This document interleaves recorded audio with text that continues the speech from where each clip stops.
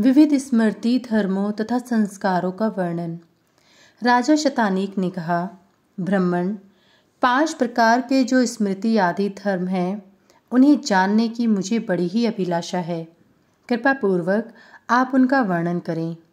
सुमंत जी बोले, महाराज, भगवान भास्कर ने अपने सारथी अरुण से जिन 5 प्रकार के धर्मों को बतलाया था, मैं उनका वर्णन कर रहा हूँ, आप उन्हें सुने।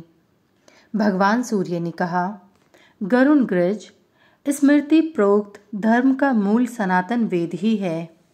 पूर्वानुभूत ज्ञान का स्मरण करना ही स्मृति है। स्मृति आदि धर्म 5 प्रकार के होते हैं। इन धर्मों का पालन करने से स्वर्ग और मोक्ष की प्राप्ति होती है तथा इस लोक में सुख, यश और ऐश्वर्य की प्राप्ति होती है।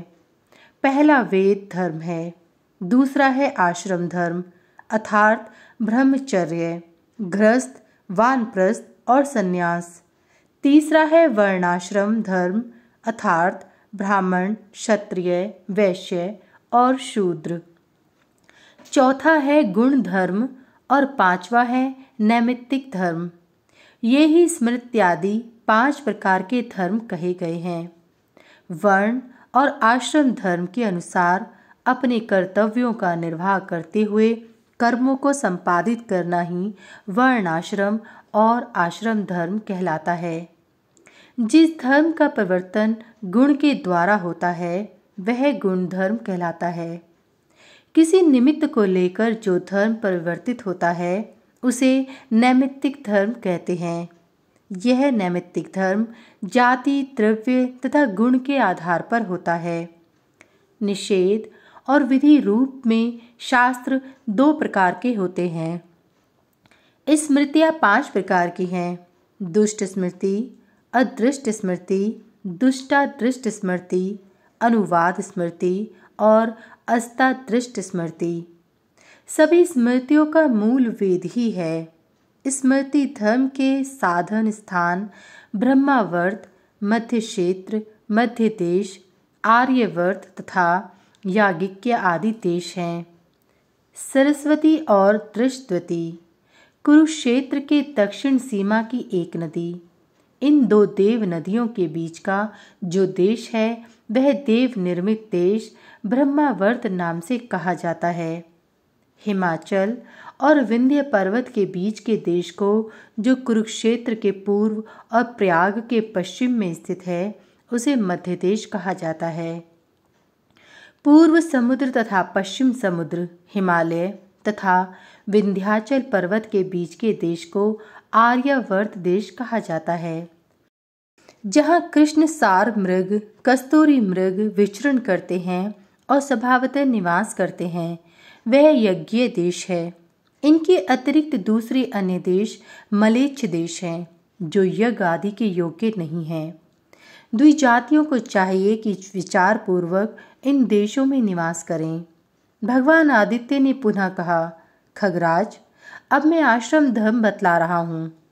ब्रह्मचर्याश्रम धर्म, गृहस्थाश्रम धर्म, वानप्रस्थाश्रम धर्म और संन्यासाश्रम धर्म क्रम से इन 4 प्रकार से जीवन यापन करने को आश्रम धर्म कहा जाता है। एक ही धर्म 4 प्रकार से विभक्त हो जाता है। ब्रह्मचारी को गायत्री की उपासना करनी चाहिए, गृहस्थ को संतानोत्पत्ति और ब्राह्मण, देव आदि की पूजा करनी चाहिए, वानप्रस्थी को देवव्रत धर्म का और सन्यासी को नैष्ठिक धर्म का पालन करना चाहिए। इन 4 आश्रमों के धर्म वेद मूलक हैं। गृहस्थ को ऋतुकाल में मंत्रपूर्वक गर्भाधान संस्कार करना चाहिए। तीसरे मास में पुंसवन तथा छठे अथवा 7वें मास में सीमंतोन्नयन संस्कार करना चाहिए। जन्म के समय जात कर्म संस्कार करना चाहिए। जातक शिशु को स्वर्ण, घी, मधु का मंत्रों द्वारा प्राशन कराना चाहिए। जन्म से 10वें, 11वें या 12वें दिन शुभ मुहूर्त, तिथि, नक्षत्र, योग आदि देखकर नामकरण संस्कार करना चाहिए। शास्त्रानुसार छठे मास में अन्नप्राशन करना चाहिए। सभी द्विजाति बालकों का चूर्णाकरण संस्कार 1 वर्ष अथवा तीसरे वर्ष में करना चाहिए। ब्राह्मण बालक का 8वें वर्ष में, क्षत्रिय का 11वें और वैश्य का 12वें वर्ष में यज्ञोपवीत संस्कार करना उत्तम होता है। गुरु से गायत्री की दीक्षा ग्रहण कर वेदाध्ययन करना चाहिए।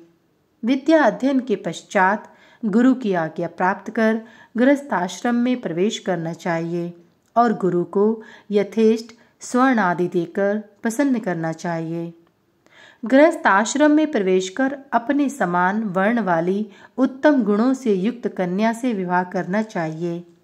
जो कन्या माता पिता के कुल से 7 पीढ़ी तक की न हो और समान गोत्री की न हो, ऐसे अपने वर्ण की कन्या से विवाह करना चाहिए। विवाह 8 प्रकार के होते हैं: ब्राह्म, देव, आर्ष, प्रजापत्य, आसुर, गांधर्व, राक्षस और पैशाच। वर और कन्या के गुण दोषों को भली भांति परखने के बाद ही विवाह करना चाहिए। कन्याएं अवस्था भेद से 4 प्रकार की होती हैं, जिनके नाम इस प्रकार हैं: गौरी, नग्निका, देवकन्या तथा रोहिणी। 7 वर्ष की कन्या गौरी, 10 वर्ष की नग्निका, 12 वर्ष की देवकन्या तथा इससे अधिक आयु की कन्या रोहिणी रजस्वला कहलाती है। निंदित कन्याओं से विवाह नहीं करना चाहिए।